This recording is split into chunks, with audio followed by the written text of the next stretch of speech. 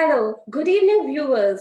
Welcome to yet another episode of Have Your Say Club Tata TED, a show where we interact with the esteemed club members to know about them and their interesting life experiences. And today we have Ms. Sudha Mundra as a guest. Ms. Sudha is a multifaceted personality.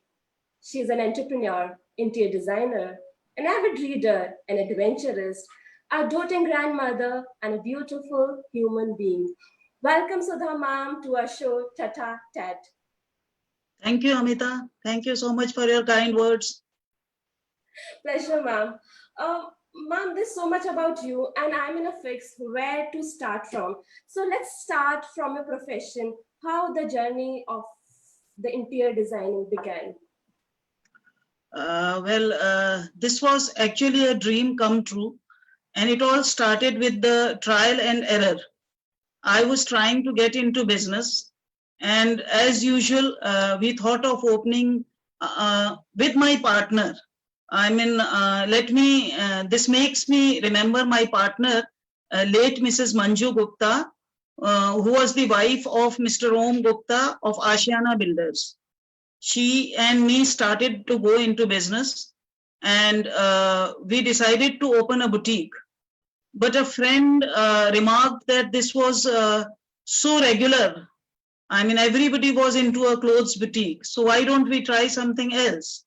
And then I thought of an experience which I had while furnishing my flat. We were unable to find those small pieces of furniture which are so required in a house, like a small telephone table, a bar, a mandir, or a small side table, serving tables. So what we did, that we went into producing and designing such items. And when we had a good stock, we went for an exhibition. And I'm proud to tell you that all our goods got sold, and we were flooded with offers to furnish full houses, full residences. So that's how we started. And we never looked back after that. Beautiful, ma'am. Ma'am, it's just a coincidence that you started your career with one of your dearest friend who owned a Ashiana, and I'm staying in Ashiana. Such a coincidence that happened. Ma'am, I have learned that you don't hold a professional degree in designing, and yet you have done exceptionally well in your career. So what do you say, like, doesn't degree play an important role in your success? A professional degree is, of course, an advantage, and I would not like to take away this advantage from anybody. But in my case, I was able to do without a professional degree, because 40 years earlier, it wasn't so important. I had a very good, you could say, visualizing power, so I could explain to the clients how I was visualizing their room, and they were ready to accept on my words and give me work. But now, until and unless you put it on paper or you show them a 3D drawing, a client will not quickly say yes. So a degree is a must in today's times.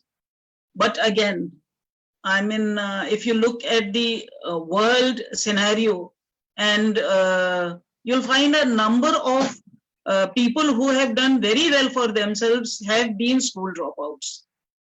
That's so great. There it is. So, ma'am, if I sum up, degree gives you an edge in establishing your career, and after that, it's your sheer dedication and passion that takes you heights. Ma'am, you are the sole contributor in the happiness of people's life by designing their dream houses. And similarly, you have designed your life so aesthetically. So if you could just let us know, what is the similarity between designing a house and designing a life? That's a very interesting question. The most appropriate comparison between a life and a house would be that we want both to be designed in such a way that we find whatever we are looking for at hand, immediately, whenever we need it. So let's compare it to a kitchen. When one is designing a kitchen, you want everything handy, whatever you need should be at hand. The same way with a life, that when you need something, you should have it handy. So that is the comparison between decorating a house and a life. Another thing which I can talk of is after a time, you want changes in both, in a house or in a life. You are looking for a change. Like initially when I started designing, I would convince my clients that what I would make would last them a lifetime. And they were very pleased with that, ready to pay me extra for that, go that extra mile. But nowadays, the youngsters don't want that. They want that 5 years is sufficient. So it's use and throw. Beautifully explained, ma'am. Oh, ma'am, you are an avid reader and almost you have read 1,500 plus books. So if you could just tell us few tricks and tips for developing these reading habits. Well, reading is like falling in love. You got to fall in love with it, for which you'll have to let go of some things like Netflix, television, and other media channels, and then you can come to reading a book. When I started reading, it was mostly for entertainment purpose. I was reading books, but alongside I was increasing my knowledge and learning my language, in a better way. But now when I read, I find that I relate to books, sometimes when I'm reading, I come across something and they seem just like the feelings are my own. This is what I have been feeling, but I have not been able to put it in words. Sometimes you come across such emotions which sort of wake you up to what you had been feeling, but had not been able to realize. That is the beauty of books. Like a famous quote, a book reader can live 1,000 lives in one lifetime. So it's like that with books. Ma'am, you rightly said that in order to fall in love or in order to develop the interest, you need to fall in love and then you develop your interest by default. And I'm sure this will definitely help the people who are like me, who are book droppers and aspiring to be book lovers. Yeah, I hope so. Thank you so much, ma'am. Oh, ma'am, we have learned that you're writing a book as well. So it would be glad if you could just share a few insight about it. A little difficult to share, but yes, I'm trying to write a book, and well, it will reveal the most traumatic phase of my life. And this book has allowed me to put on paper my feelings and come to terms with them, they were locked up inside me for a very, very long time, and this has allowed me to put them on paper and read them and come to terms with them. Sometimes while writing this book, I was overwhelmed and I couldn't go ahead with the writing. But yet I made myself overcome that and go ahead. So I would say this is something which has my whole heart and soul in it.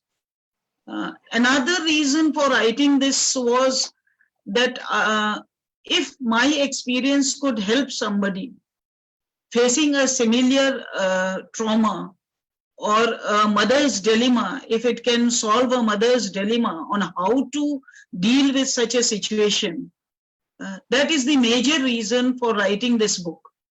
And it just started on a spur of a moment, I was going to Bangalore to spend some time with my daughter, who was there attending a workshop on past life regression. So we had a week together and I was sitting alone in my hotel room while she was attending her workshop. And that's where I started this book. And hopefully in this month, I should be completing it. Beautiful, ma'am. And I'm sure if you pour your out at something, and it comes exceptionally well. So best wishes for your book, and I'm sure it will do a success. Oh, Thank you so ma'am, much. usually people retire at 60s, but seeing you, it doesn't seem so. So what is that something keeping you going? And I'm sure it will gonna motivate people like us. Well, you have to be young at heart. Mostly, age is just a number. But still, I would say that with growing age, you come to realize that there are certain things which will never come again. You sort of feel this, that you may not be able to do this again. So you are in a hurry to do those things, like traveling, meeting friends. You'll realize that at this age, most of the school friends who have earlier got out of touch get back in touch and start meeting the old friend once again. So probably that's one thing which makes you young. And the biggest reason of me being young at heart is my grandchildren. I mean, I love them, and to relate to them, to connect to them, I have to be young. Otherwise, it won't work out. That reminds me of an incident. My grandson was going on a school trip to the US 2 years back. And for various reasons, the program was getting postponed again and again. So all the parents decided to go and take the school teachers to task. So when we reached the school, we were all coming out with our outbursts. One of the teacher kept looking at everybody. Then she looked at me and she asked me, can I know who your ward is? I mean, I don't know, aap kiski mother hai? So I said, I'm not a mother, I'm a grandmother, and Parth Mundra. And she came ahead and hugged me and said, you look so young. I thought you were Parth's mother. So they used to think that maybe I've had a child a little late in life and I'm the mother. So that's what keeps me young.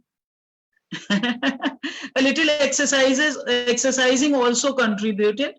I started doing regular walking, which I earlier wasn't doing. It helped me to shed some weight, not all, but some. And it also helps me to be young. So that means that your grandchildren are the driving force behind you and behind your young age. Yeah, definitely. Everybody should become a granny if they want to stay young. Certainly, ma'am. Certainly. Oh, ma'am, you have initiated a Robin Hood Army chapter in Bunny Park. What made you do that and how it is doing? Well, I was the social service minister in the school cabinet, that's long back, almost 50 years back. And since then, I wanted to do some social service, but was not able to do much. But thanks to HYS, I got connected to the Robin Hood Army, and they welcomed me. I joined the association, and I'm wanting to do a lot for their commitment to the hungry and poor people. But due to the pandemic situation and me being a senior citizen, I'm not allowed to go on their drives. I'd like to go. I'll try once if I can go and join one of the drives. But they are doing a commendable job, very good job by the youngsters who are in the fields. That's a beautiful gesture from your side, ma'am. At the age of 60, you're deciding to do that, and people like us are still planning what to do in future, and we are not able to take action, though we plan a lot, but action is where it is missed all the time, and it will definitely going to motivate our viewers and the members of HYS to go ahead and seek you and inspire from you. So last but not the least, any message for our viewers? Well, like I told you, I've done a lot of things in my life, so you must keep doing new things, taking new risks.